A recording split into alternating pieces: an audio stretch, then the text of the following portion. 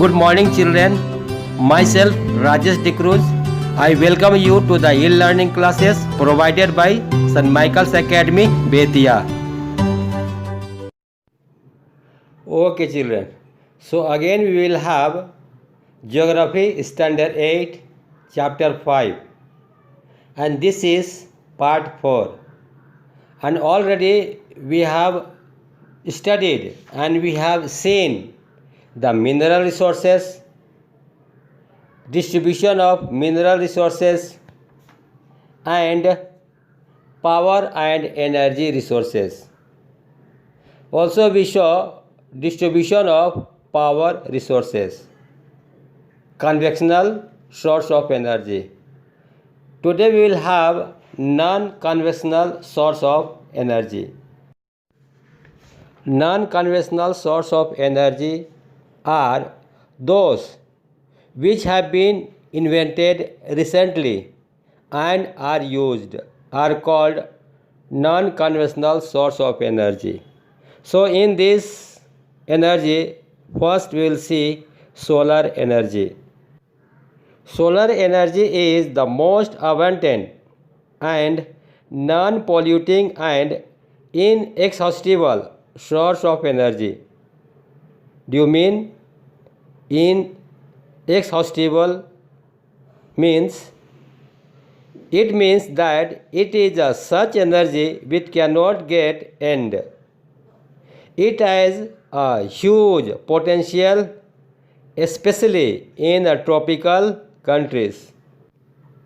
It is being used successfully for cooking, water heating, water desalinations, crop drying, and generating electricity. Use of solar energy has increased by 7 times with the help of the photovoltaic cell. It is expensive to harness solar energy. Now, geothermal energy. Geothermal energy is that energy which is generated from the heat energy that is released from inside the earth through hot springs.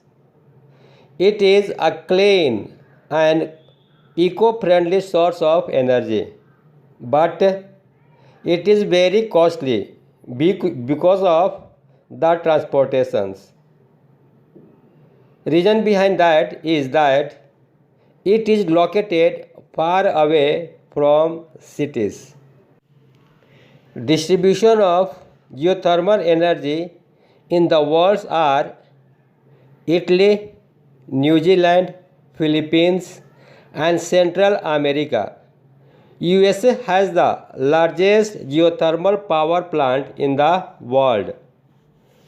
In India, plants are located in Manikaram in Himachal Pradesh and Puga Valley in Ladakh. Now the next is wind energy. It is also the most abundant, non-polluting and inexhaustible source of energy. It can be used for providing water for irrigation and to generate electricity. It is a safe, clean and non-polluting source of energy. Variability of wind speed, direction and intensities are its drawbacks. Setting up windmill is very costly.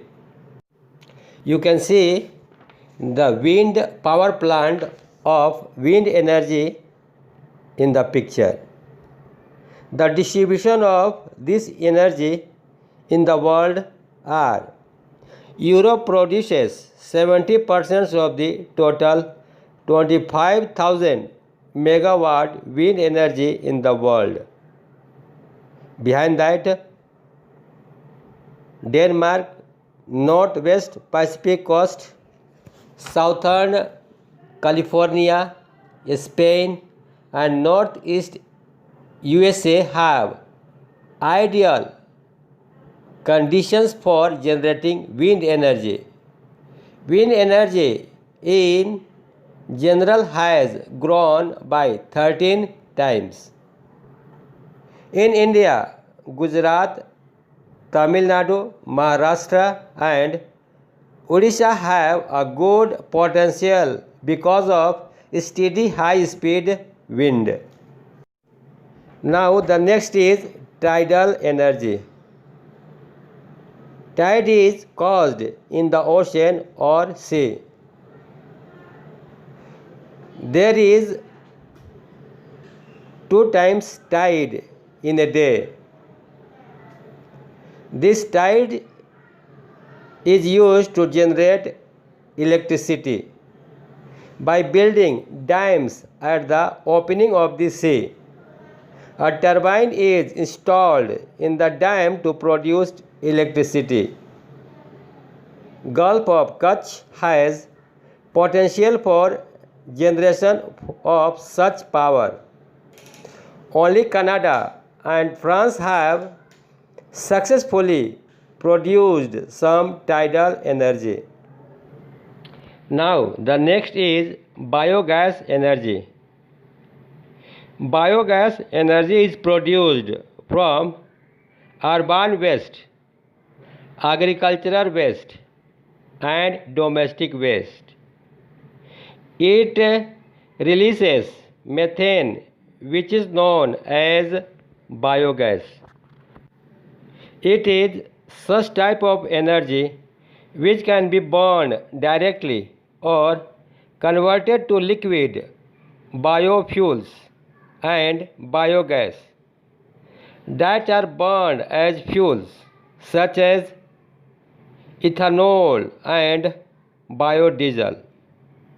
All these sources of energy are important domestic fuels that substitute other source of energy. Children, now come to the use of energy resources. Children, you have seen and have experienced the importance of energy. Energy is very important in our daily life. Without energy, we cannot imagine our life. And we know that if there is no energy, our life will become very tough and difficult. So, efficient use of energy and preventing waste are important. Sustainable and least polluting sources should be utilized. As you came to know that energy is very important in our daily life, so every country needs to generate its own power to meet its requirement. So far, it is so useful and necessary in the domestic use as well as industrial sector. So there are some of the effectively method that should be done to generate electricity. First, getting maximum benefits from existing power plants. Second, improving the quality of reliable power supplies and use of renewable source of energy. Third, checking power losses during generations and transmissions. 4. Construction of energy efficient buildings and efficient energy utilizations using suitable alternative sources etc. Okay children, now we'll see conservation of resources.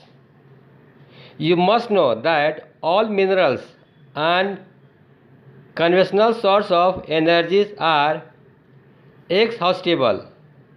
Once they are used, they get finished. They cannot be replaced or renewed. So we should use it with a planning, and we must conserve it so that we can conserve it and save it for future generation and can be utilized for future.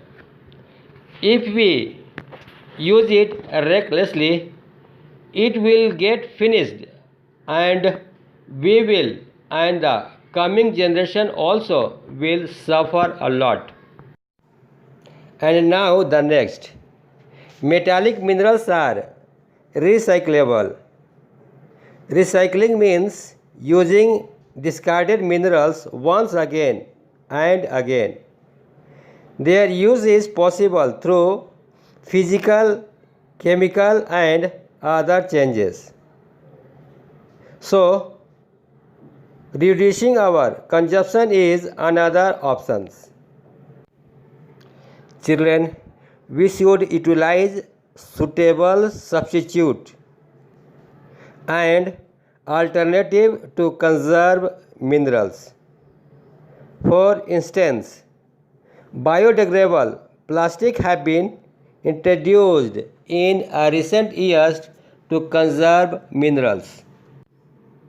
Also, efforts should be made to avoid wastage in mining, extractions and processing. Modern technology can be used to utilize poor quality ores and mineral fuels. Okay children, so this is the end of these lessons. Your homework to do the objectives and come in the next video. We will meet and we will do the exercise and I will tell you the answer of the questions and the objectives so that you can match it. Children, write the question answers of the taught lessons and submit it for the corrections, and you can take the copy just after a week, the copy you have submitted. Thanks for watching my videos. If you like my videos, please like it, share it and subscribe it. Thank you. Bye bye.